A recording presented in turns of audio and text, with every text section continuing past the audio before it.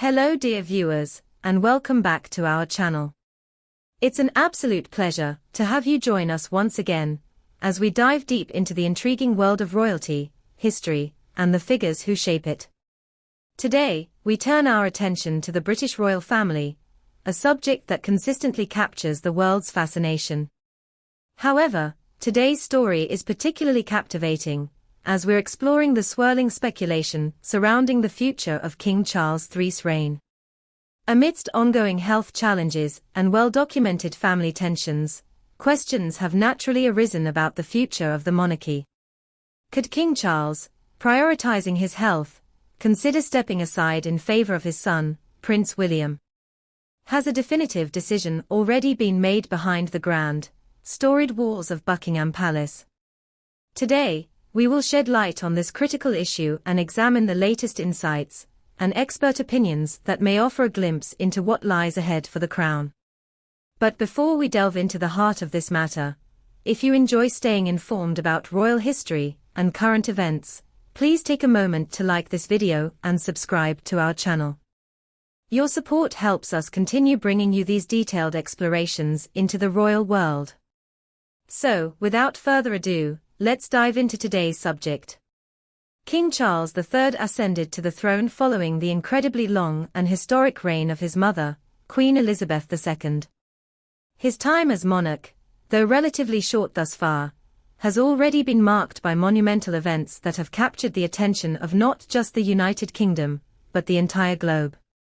His recent diagnosis and ongoing treatment for cancer have added yet another layer of intrigue to his reign, fueling conversations about his ability to continue on as monarch. With such a significant health battle in play, the question on many minds is, will the king prioritize his health and step down, or is he determined to push through for the sake of duty? For many, this naturally leads to the question of succession. Prince William, the heir apparent, has quietly but unmistakably taken on a more prominent role within the royal family. With his father's health in flux, William has been present at various engagements both at home and abroad. While his public visibility has certainly increased, is this simply the dutiful son fulfilling his royal role? Or is it a sign of something much more significant, a shift that could potentially lead to an earlier than expected transition of power? These questions are not merely speculative. They are crucial inquiries that touch upon the very heart of the monarchy and its continuity. But here's where things get interesting. According to some seasoned royal observers, the idea of King Charles stepping aside in favor of his son is highly unlikely. While it may appear practical to some onlookers, such a move could potentially destabilize the monarchy itself, which has prided itself on continuity and tradition for centuries. One of the most trusted voices in the royal analysis world, Hilary Ford, recently shared her thoughts with Fox News on this matter. Ford explained that while Prince William and Princess Catherine have been carefully preparing for their future roles as king and queen, they are not actively seeking a shift in leadership. Ford stated, both Prince William and Princess Catherine have been ready to assume leadership roles, with an accelerated schedule of preparation for their future positions. But they are not in any way actively seeking an immediate ascension. Ford's perspective is incredibly insightful. The distinction between being ready and actively desiring an immediate ascension is crucial. While Prince William is certainly capable and well prepared to take on more responsibility, the royal family is fully focused on ensuring the stability and continuity of the monarchy. The shift, Ford suggests, will happen gradually and deliberately rather than abruptly. It's not about ambition, it's about evolution. The monarchy, she emphasizes, is not looking for revolution, it is looking for an incremental, managed transition that respects the traditions that have long underpinned it. Now, let's take a deeper look at why abdication is such a difficult concept for King Charles III, especially in light of the royal family's history. To understand the gravity of this potential decision, we must examine one of the most infamous abdications in British royal history, the abdication of King Edward VIII in 1936. Edward VIII, Queen Elizabeth II's uncle, chose to give up the throne in order to marry Wallis Simpson, an American divorcee, causing a nationwide scandal that shocked the monarchy to its core. The abdication plunged the royal family into a constitutional crisis that ultimately led to his younger brother, Albert, who became King George VI, reluctantly ascending the throne. Queen Elizabeth II, who inherited the crown after her father's untimely death, carried with her the weight of that abdication. She dedicated herself to serving her people with an unwavering commitment to duty. Her reign embodied continuity, stability, and service, principles she inherited from her father, who was forced into a role he never expected.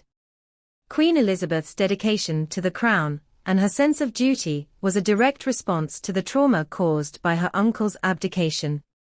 It was her commitment to ensuring the monarchy remained strong, unified, and unyielding that shaped the royal institution for decades. Charles, too, was deeply influenced by his mother's legacy. His entire life has been built around the ethos of service.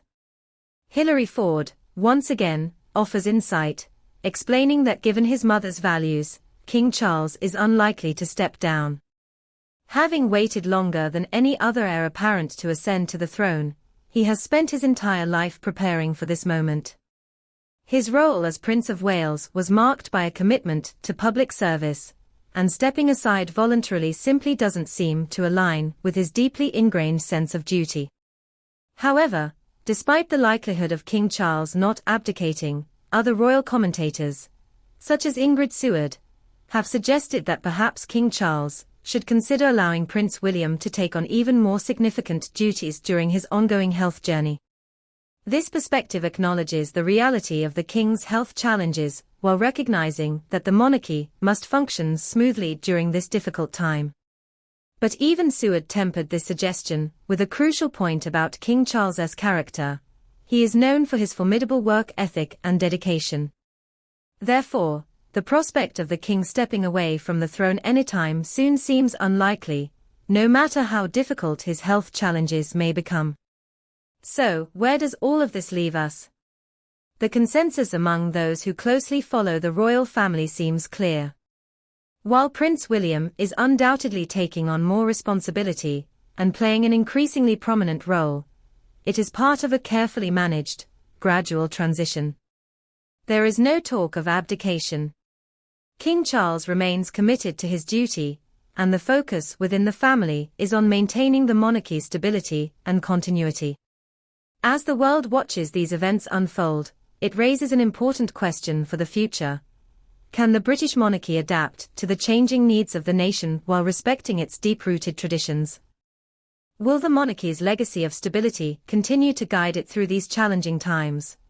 Or will there come a time when more significant changes are necessary? For now, it seems the monarchy is committed to the tried and true principles of service, dedication, and continuity. But the pressure on the royal family will only grow as King Charles faces health challenges, and the weight of history continues to bear down on him. It is a delicate balance that will shape the future of the monarchy. We would love to hear your thoughts on this subject. Do you think King Charles will continue to reign for many more years?